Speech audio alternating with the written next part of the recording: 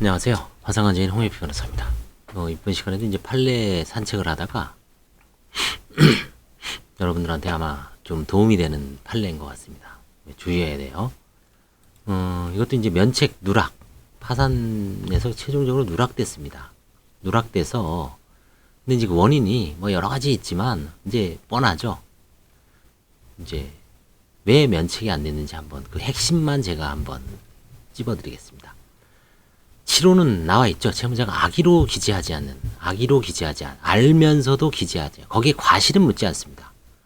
과실이 있어도, 실수를 해도 알고 있었다면 비면책이고, 실수를 했는데도 몰랐다면 면책입니다.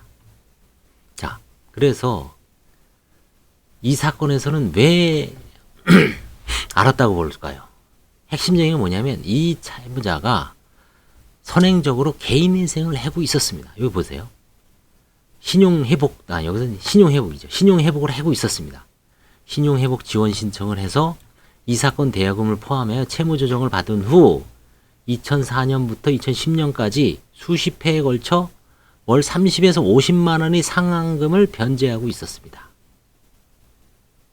그렇죠? 근데 이제 마지막에 납부를 못했어요. 돈이 없었던지. 흐지부지 돼서 실효됐고, 그 다음에 이제 바로 파산 들어온 겁니다. 2010년에. 2006년부터 2010년까지는 월 한 30에서 50 정도로 신용회복을 한 다음에 도저히 이제 못 갚으니까 바로 파산 신청을 했어요. 자, 그때 빠졌으니까 이 사람은 신용회복에도 갚았던 거를 개인 파산 신청에다가 빼놓을 수가 있을까요? 법원에서는 납득이 안 되는 거죠. 개인회생도 마찬가지일 거예요. 개인회생에서 변제했던 거를 이렇게 표를 보면 거기에 있는 거를 개인 파산해서 빼먹었다. 그러면 결국은 알면서도 뺀 걸로 보는 거죠. 여기서는 신용회복, 워크아웃에서 변제했던 거를 개인 파산해서 뺐습니다. 그러면 알면서도 뺀 걸로 본 거죠. 이 사람은 뭐라고 변명을 했냐면 이 사건 파산 및 면책 신청을 변호사 사무실에 의뢰하여 변호사 사무실에서 처리해 주었고 원고는 2010년 11월 24일 교도소에서 수감되었다가 출소했기 때문에 이 사건 대여금 채권이 파산 채권에서 누락된 사실을 몰랐다고 주장하나 설사 변호사 사무실에서 왜 빼먹었는지 몰라도 그럼 변호사 사무실에 손해배상 청구할 사항이지 변호사만 탓해서는 안 된다는 얘기죠. 결국은 본인이 책임지는 거죠. 변호사도 대리인에 불과해요. 근데 그 대리인이 업무 처리에 미숙을 해서 실수로 빼먹었다. 그러면 그 변호사가 신의 성실, 선관주의무에 반해서 뭐 그 직원이 실수해도 변호사가 책임져야죠. 사용자 책임. 손해배상을 해줄 문제지 이렇게 뭐 변호사 탓한다 그래서 자기는 교도소에 들어갔으니까 변호사한테 다 맡겼는데 난 몰랐다. 오리발을 못 내민다는 얘기죠. 그래서 이 판례, 이 지금 포항지원 이것도 최근의 판례예요. 언제 건가요? 그쵸? 7월 15일 날 여름에 난 거죠. 6개월 전이죠. 7개월 전이죠. 자, 그래서 이제 이런 자꾸 뭐 누락 채권에 관한 판례를 읽어드리고 공부를 하는 게 이제 뭐 다 읽기 힘드니까 제가 핵심만 자세하게 공부하고 싶은 분들은 BKS 사이트에 한번 가입해서 판례를 한번 다운로드 받아보세요. 출력도 될 거니까. 그래서 야, 이게 이제 선행 워크아웃 혹은 선행 회생, 개인 회생을 하고 있었을 때는 변호사 사무실도 상당히 조심해야 돼요. 신용조회만 하는 데가 있는데 잘못하면 망합니다. 신용조회도 하고 소송조회도 해야 됩니다. 이중으로 하셔야 돼. 그래야지 나중에 혹시 누락됐을 때 내가 변명을 할 수가 있고 이렇게도 해봤는데 누락됐으니까 저는 알 수가 없었습니다. 몰랐으니까 못한 거죠. 근데 신용조회를 안 했다든지 아니면 소송조회를 안 해놓고는 나중에 오리발을 내밀면 판사가 그쵸? 무시하죠. 지금 이 포항지원 판례처럼 너가 6년 4년 동안 2006년부터 2010년 동안 신용회복까지 한 사람이 개인 파산해서 그걸 누락되도록 이 납득이 안 간다. 그쵸?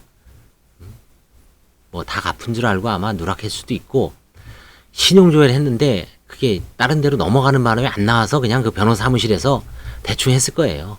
개인회생 파산을. 근데 나중에 이제 누락된 걸 아니까 이 그 뜨거워 소송을 했죠. 이 면책 청구기가 들어오니까 그렇죠? 이 청구기 소송 아니에요. 강제집행 들어오는 거죠. 자기는 면책 받았다고 이제 한시름 놓고 재산을 취득을 했는데 이 채권자는 공격을 하는 거죠. 강제집행을 하니까 청구기소를 제기했지만 진 거잖아요. 진 이유가 신용회복에서 착실하게 변제를 하고 있다가 중단됐기 때문에 모를 리가 없다. 알았을 것이다. 그래서 자 이제 하고 싶은 핵심 키워드는 개인회생, 그 다음에 개인 워크아웃 한 채무자들 개인 파산할 때 진짜 철저하게 신용조회, 소송조회 2중으로 3중으로 하셔야 돼. 그러지 않으면 변호사나 법무사 소송당할 수가 있습니다. 그리고 소송조회하고 신용조회를 안 해주면 안 한 상태에서 부실하게 하면 반드시 이런 사고 누락돼서 소송당할 수가 있다. 그러니까 상당히 조심해야 되고 결국은 이제 변호사 사무실도 이제는 딴 거 없습니다. 제가 보기에는 파산회생은 뭐 나중에 뭐 변제금이 많냐 적냐 뭐 36개월 하냐 그 인위적으로 안 돼요. 이제 내가 하고 싶다는 게 아니야. 법원은 나름대로 기준이 있어서 뭐 최근에 한 판례라든가 뭐 여러 가지 그 변제금을 본인만 그렇게 해줄 수가 없어요. 기준에 따라서. 개인회생 특히. 개인회생은 거의 이제 비송, 행정이 돼가는 것 같아요. 나만 유리하게 안 돼요. 다 나름대로 획일적 기준에 의해서 딱딱딱 형평성에 맞게 처리해야 되기 때문에 그거는 개인회생이 비송이죠. 비송하고 소송의 본질이 차이가 뭔지 아십니까? 비송은 행정이라 그랬죠. 민사행정입니다. 일종의. 도산도 행정의 영역이에요. 사실은. 뭐 사법부가 판단을 하지만 사법적 영역이 없는 건 아니지만 그럼 결국은 변호사나 법무사 사무실 개인도 마찬가지예요. 이런 사이트에 와서 늘 공부하고 강의를 듣는 게 이제 참 잘못 신청하면 그렇죠. 당사자는 치명적이죠. 그렇죠. 아주 사람을 살리고 죽는 거죠. 100억을 면책받았는데 1억 누락해봐요. 그렇죠. 몇 억을 면책받았는데 몇 천만 원이 누락됐어요. 그렇죠. 저도 지금 소송 하나 하고 있지만 추한항소를 하고 있었거든요. 다행히 1심에서 공시송달로 판결을 받아서 그 당시에 뭐 저도 사실 소송조회는 잘 모르고 있었어요. 신청할 때는 맨날 파산관제인으로 사람들 채무자를 조지고 뭐 들볶고 할 때는 당신 소송 중인 거 숨기지 않았냐, 그렇죠? 그럴 때 해와라. 그걸 이제 파산 신청할 때 신청 사건을 해보니까 여기서 이용하는 거죠. 그래서 자꾸 소송조회 나오고 신용조회 나오는 게 강조하는 게 그겁니다. 꺼진 불도 다시 보자. 그렇죠? 그래서 이번 결론은 신용조회, 소송조회 꼭 하고 그 다음에 선행, 개인 워크아웃, 개인 회생을 한 실패 후 파산 신청할 때는 그 채권 신용회복위원회 채권자 목록. 왜? 신용회복이 또 안 되는 채권도 있어요. 어제 상담을 하다 보니까 뭐 신용보증재단에서 한 거는 또 뭐 그래서 반드시 그것만 100% 아니죠.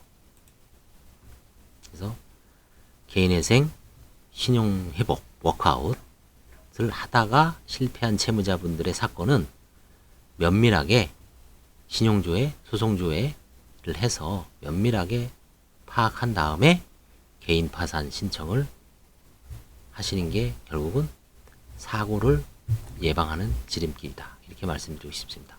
감사합니다.